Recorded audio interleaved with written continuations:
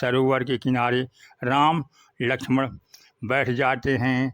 सरोवर में कमल खिले हुए हैं, कमल के पत्ते चारों ओर फैले हुए हैं। वे पत्ते इतने बड़े बड़े हैं कि सरोवर के जल के ऊपर छा गए हैं।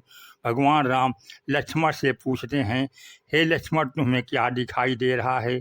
लक्ष्मण जी कहते हैं, महाराज मुझे तो पूरा ही नहीं दिखाई दे रही है। भगवान राम कहते हैं, बस यही सृष्टि का तत्व है कि ऊपर से पूर्ण तो दिखाई दे रही है और जल नहीं दिखाई दे रहा है, पर सत्य जल है कि पूर्ण। भगवान के कहने का अभिप्राय है कि जल तो बिना पूर्ण के हो सकता है, लेकिन पूर्ण बिना जल के नहीं हो सकती।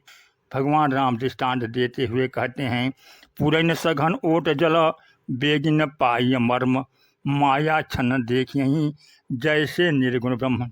इस समस्त माया व्यापार के पीछे उस ब्रह्म का ही हाथ है जो प्रत्यक्ष नहीं दिखाई दे रहा है।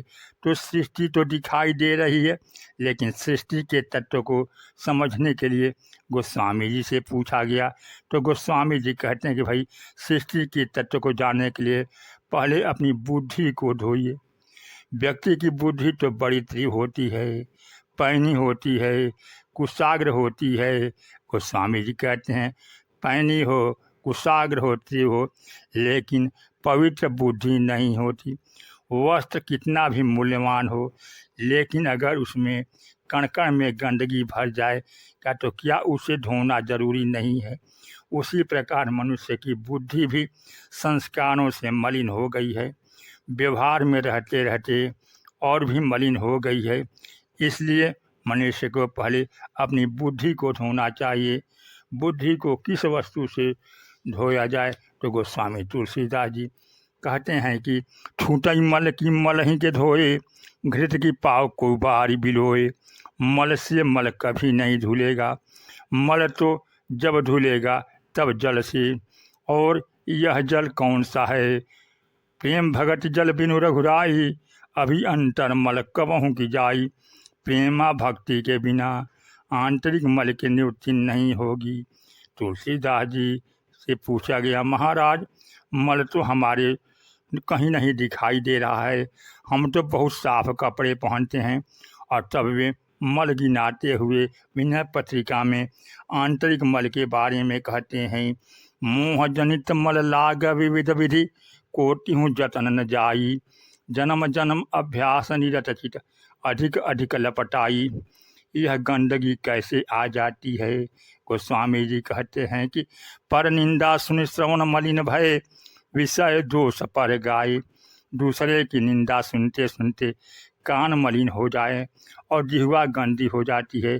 दूसरों का दोष वर्णन करने से वासना के द्वारा मनुष्य की प्रत्येक इंद्रियां मलिन हो जाती हैं। यह मनुष्य के जन्म जन्मांतर का अभ्यास होता है। भीषण मल क्या है? मनुष्य के लिए भीषण मल है ईश्वर की विस्मृति। सब प्रकार मल भार लाग, निज नाथ चरण बिसराए। तो गोस्वामी जी से पूछा गया, महाराज बताइए कि यह भीषण मल कैसे नष्ट होगा? गोस्वामी जी कहते हैं, रामचरण अनुराग नीर मिल, मल अति नाश न पावे। यह ऐसा मल है कि जो बिना भगवान राम के चरणों में अनुराग प्रेम किए जल के बिना नहीं धुलेगा। तो जल कैसे मिलेगा? साबुन और बिना जल के कपड़ा वस्त्र नहीं धुलेगा। कपड़े में अगर सिर्फ साबुन लगा दिया जाए और सूखने के लिए डाल दिया जाए तो क्या कपड़ा स्वच्छ हो जाएगा? नहीं। स्वच्छ करने के लिए पहले कपड़े से मैल के कण और साबुन के कण को धोना पड़ेगा। और साबुन के कण को धोने के लिए जल की बहुत बड़ी आवश्यकता है। इसी तरह से मनुष्य का दुष्कर्म मैल है और सत्कर्म साबुन। सत्कर्म के साबुन के द्वारा दुष्कर्म की गंदगी धोने के बाद जब तक भगवान के अनुराग के जल में सत्कर्म को डूबेंगे नहीं, तब तक अंतःकरण मनुष्य का शुद्ध नहीं होगा। गोस्वामी जी विनय पत्रिका में कहते हैं कि रघुपति भगत वारी छालित चित, अंतःकरण की शुद्धि भगवत भक्ति से करनी होगी और प्रयत्न करने की आवश्यकता नहीं रह जाएगी। बिना प्रयास किए ही, बिनु प्रयास ही सूझे, बिना प्रयास के ही सब कुछ दिखाई देने लगेगा। अगर गंदा चश्मा हो और वस्तु मनुष्य को दिखाई न दे, धुंधली दिखाई दे रहे, तो वस्तु को बढ़िया करने की आवश्यकता नहीं है। चश्मे में जो धुंधलापन आ गया है उसे मिटाने की ज़रूरत है। चश्मा यदि गंदा है तो वस्तु आपको सही रूप में दिखाई नहीं देगा। जब व्यक्ति को ऐसी दृष्टि मिल जाती है तब उसे सत्य दिखाई देने लगता है। और सत्य क्या है? गोस्वामी जी कहते हैं कि सत्य के लिए रघुपति भगत वारी छालित चित, बिनु प्रयास ही सूझे, तुलसीदास चिद विलास, जग बूझत बूझत बूझे। गोस्वामी जी कहते हैं कि भाई वास्तविकता यह कि सृष्टि तो चैतन्य का विलास है। इस प्रकार भौतिक विज्ञान की दृष्टि में यह जड़ का विकास है और आध्यात्मिक ज्ञान के अनुसार चैतन्य का विलास।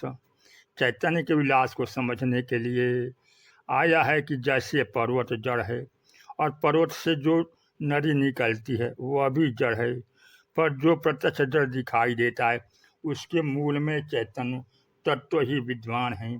गंगा अगर एक जड़ पत्थर से निकले तो हमें चैतन्य का विलास नहीं दिखाई देगा, किंतु जब हम कहते हैं कि गंगा का उद्गम भगवान के चरण हैं तो इसका तात्पर्य है कि जो जड़ प्रत्यक्ष दिखाई दे रहा है उसके मूल में चैतन्य तत्व ही है।